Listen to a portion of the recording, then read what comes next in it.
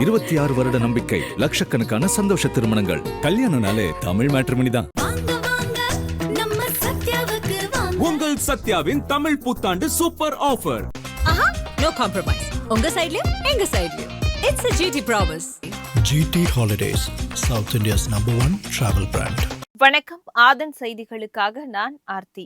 அதிமுக மீது வழக்கு, சித்திரை திருவிழா தொடக்கம், நடிகை குஷ்புவின் ஆதங்கம் போன்ற தகவல்களை கொண்ட ஒரு சிறிய செய்தி தொகுப்பை இப்போது பார்க்கலாம்.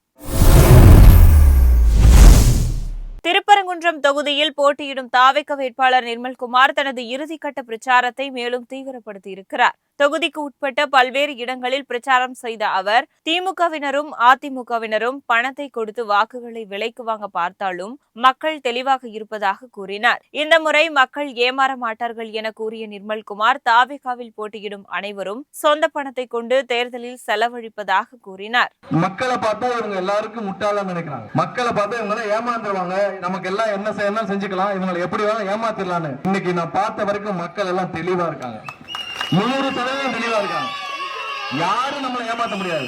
நீ 500 கொடு, 1000 கொடு, 2000 கொடு, 5000 கொடு, அது நம்மகிட்ட கொள்ளையடிக்கப்பட்ட பணம், வேற யாருக்கும் இல்ல. இவங்க யாரும் கை காசை போட்டு கொடுக்கல. விஜயம் எங்களை தவிர்த்து நாங்க சொந்த காசை வச்சு மக்கள்கிட்ட வந்து நிக்கிறோமா தவிர்த்து இவங்க யாரும் கை காசை போட்டு வரல. எல்லாம் மக்கள்கிட்ட கொள்ளையடிச்ச பணத்தை அதுல இருந்து 1%, 2% செலவு பண்ணிட்டு மீண்டும் பணத்தை கொள்ளையடிக்கிறது அங்க வர்றாங்க. அதுல எந்த மாற்று கருத்தும் கிடையாது. அது உங்ககிட்ட இருந்து வர போறாங்க.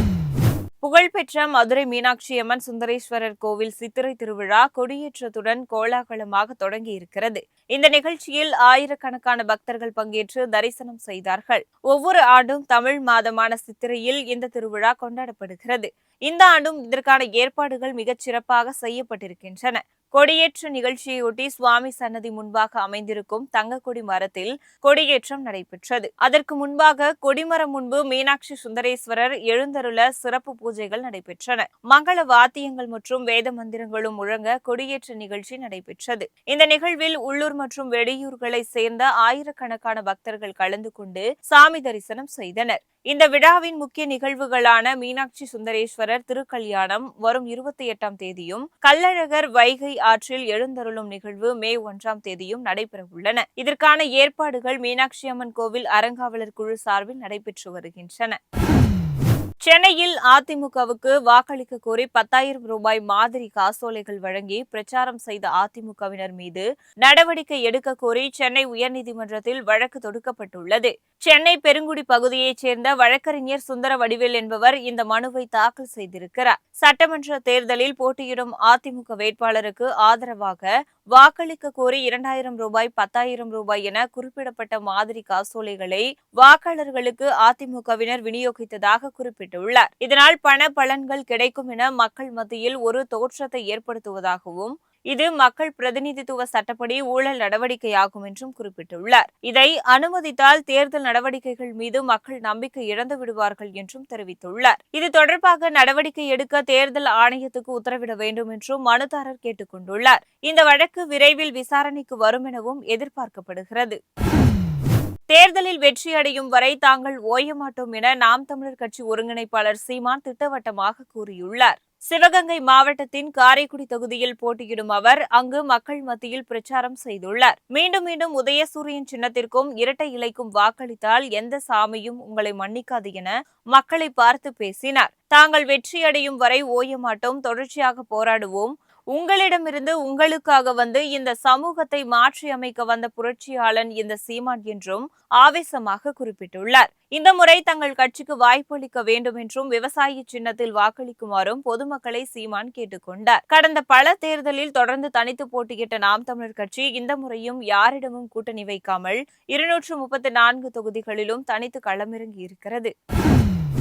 மேற்கு வங்கத்தில் பாஜக அரசு அமைந்தால் சிறுநீரக நோயால் பாதிக்கப்படும் நோயாளிகளுக்கு அரசு மருத்துவமனையில் இலவச டயாலிசிஸ் சிகிச்சை அளிக்கப்படும் என பிரதமர் மோடி வாக்குறுதி அளித்திருக்கிறார். மேற்கு வங்க சட்டமன்ற தேர்தலையொட்டி பாங்குராவில் நடைபெற்ற தேர்தல் பிரச்சார பொதுக்கூட்டத்தில் அவர் பேசினார். பாஜகவின் அடிப்படை அடையாளமே பெண்களின் அதிகாரம் மற்றும் பாதுகாப்புடன் ஒன்றிணைந்தது என கூறியுள்ளார். அனைத்து மாநிலங்களும் பெண்கள் பாஜக மீது தங்கள் ஆதரவை தருவதாகவும், வளர்ச்சியடைந்த இந்தியாவை கட்டமைக்கும் பணியில் நமது பெண்களின் பங்களிப்பு விரிவடைவதை விரும்புகிறோம் என்றும் மோடி குறிப்பிட்டார். மேற்கு வங்கத்தில் பெண்களுக்கு திரிணாமுல் காங்கிரஸ் கட்சி மீண்டும் துரோகம் இழைத்திருப்பதாக குற்றம் சாட்டினார். வரும் சட்டமன்ற தேர்தல் மேற்கு வங்கத்தில் புதிய வரலாற்றை உருவாக்கும் எனவும் குறிப்பிட்ட அவர், அங்கு பாஜக அரசு அமைந்தால் பெண்களுக்கு 5 லட்சம் ரூபாய் வரை இலவச சிகிச்சை கிடைக்கும்.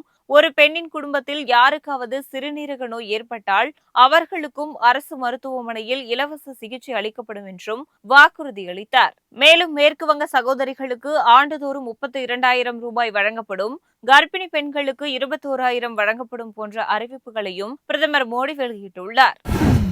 கோவை மத்திய தொகுதி அதிமுக வேட்பாளரும் தனது கணவருமான சுந்தர் சி விளம்பரம் தேடாதவர் என அவரது மனைவியும் பாஜக பிரமுகருமான நடிகை குஷ்பு தெரிவித்துள்ளார். மதுரையில் செய்தியாளர்களுக்கு பேட்டியளித்த அவர், சுந்தர் சிக்கு தேர்தலில் போட்டியிட எப்படி சீட் கிடைத்தது என்பது பற்றி நடிகர் பிரகாஷ்ராஜ் பேசியதற்கு பதிலளித்தார். பிரகாஷ்ராஜ் தனது நண்பர்தான். அதே நேரம் கர்நாடக சட்டமன்ற தேர்தலில் போட்டியிட்டு டெபாசிட் கூட வாங்காதவர். அது பற்றி அவர் சிந்தித்து பார்க்க வேண்டும் எனவும் விமர்சித்தார். தங்களை கூத்தாடி என சொல்லும் திமுக வேட்பாளர் PTR பழனிவேல் ராஜனின் பிரச்சாரத்திற்கும் பிரகாஷ்ராஜ் போன்ற கூத்தாடிதானே தேவைப்படுகிறார் என்றும் குஷ்பு குறிப்பிட்டுள்ளார். தங்களுக்கென இருக்கும் அடையாளத்தோடுதான் தாங்கள் அரசியல் களத்திற்கு வந்திருப்பதாகவும், தொண்டு நிறுவனம் நடத்தி பல பேரை படிக்க வைத்திருப்பதாகவும் தெரிவித்துள்ளார். சுந்தர் சி மலிவான பப்ளிசிட்டி செய்பவர் கிடையாது என்றும் குஷ்பு குறிப்பிட்டுள்ளார்.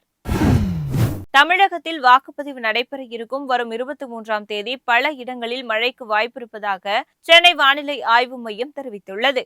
இது தொடர்பாக வெளியிடப்பட்டிருக்கும் செய்திக்குறிப்பில், சுமார் 1 கிலோமீட்டர் உயரத்தில் வட கர்நாடகம் தொடங்கி மன்னார் வளைகுடா வரை தெற்கு உள் கர்நாடகம் மற்றும் தமிழகம் வழியாக ஒரு வளிமண்டல காற்றழுத்த தாழ்வு பகுதி நிலவுகிறது எனவும் குறிப்பிடப்பட்டிருக்கிறது.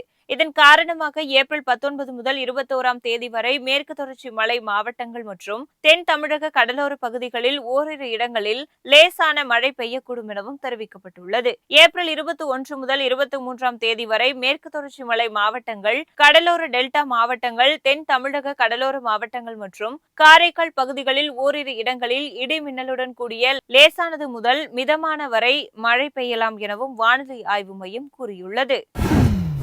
நடிகர் விஜய் இந்த தேர்தலில் வெற்றி பெற முடியாது என்பதால் அவரது ஆதரவாளர்கள் தங்கள் வாக்குகளை வீணாக்காமல் அதிமுக கூட்டணிக்கு அளிக்க வேண்டும் என பாமக தலைவர் அன்புமணி கேட்டுக் கொண்டுள்ளார். சட்டமன்ற தேர்தல் தொடர்பாக தனது கருத்தை தெரிவித்துள்ள அவர், திமுக ஆட்சியை அகற்ற வேண்டும் என்பதே தாவேக தலைவர் விஜயின் நோக்கம், அதுதான் தங்களின் நோக்கம் எனவும் கூறியுள்ளார். விஜய் இந்த தேர்தலில் ஓரளவு வாக்குகளை பெறுவார், ஆனால் வெற்றி பெற முடியாது. ஆனால் விஜய் ஆதரவாளர்கள் வாக்குகளை வீணாக்காமல் தங்கள் கூட்டணிக்கு அளிக்க வேண்டும் என்றும் கேட்டுக் கொண்டுள்ளார். விஜய் ரசிகர்களின் நோக்கமும் அவர்களது தலைவர் நோக்கமும் வெற்றி பெற வேண்டுமென்றால் இதுதான் வழி என்றும், இதன் மூலம் திமுக ஆட்சி அகற்றப்படுவது உறுதி என்றும் அன்புமணி தெரிவித்துள்ளார். பள்ளிகளுக்கு கோடை விடுமுறை அறிவிக்கப்பட்டிருப்பதால் மாணவ மாணவிகள் நீர்நிலைகளுக்கு செல்லாமல் பாதுகாப்புடன் இருக்குமாறு கல்வித்துறை அறிவுறுத்தியிருக்கிறது. தமிழகத்தில் உள்ள அனைத்து பள்ளி மாணவர்களுக்கும் தேர்வுகள் முடிந்து தற்போது விடுமுறை காலம் தொடங்கியிருக்கிறது. இதனையொட்டி பள்ளி மாணவர்களின் பாதுகாப்பு குறித்து பள்ளி கல்வித்துறை முக்கிய அறிவுரைகளை வழங்கியிருக்கிறது. கோடை வெயிலின் தாக்கம் அதிகமாக இருப்பதால் மாணவர்கள் வீடுகளை விட்டு வெளியே வருவதை தவிர்க்க வேண்டும். விளையாடும் போது அதிக அளவு தண்ணீர் அருந்த வேண்டும். மேலும் மாணவர்கள் வெயிலில் விளையாடுவதை தவிர்க்க வேண்டும். நீச்சல் தெரியாமல் கடல், குளம், கிணறு, ஆறுகள் போன்ற நீர்நிலைகளில் குளிக்கும் போது அசம்பாவிதம் ஏற்படலாம் என்பதால் அதற்கு பெற்றோர்கள் அனுமதிக்க கூடாது எனவும் அறிவுறுத்தப்பட்டுள்ளது. மேலும் மாணவர்கள் இசை, நடனம், ஓவியம் போன்றவற்றை கற்று தனித்திறமையை மேம்படுத்த கோடை விடுமுறையை பயன்படுத்தலாம் என்றும் கேட்டுக் கொண்டுள்ளது.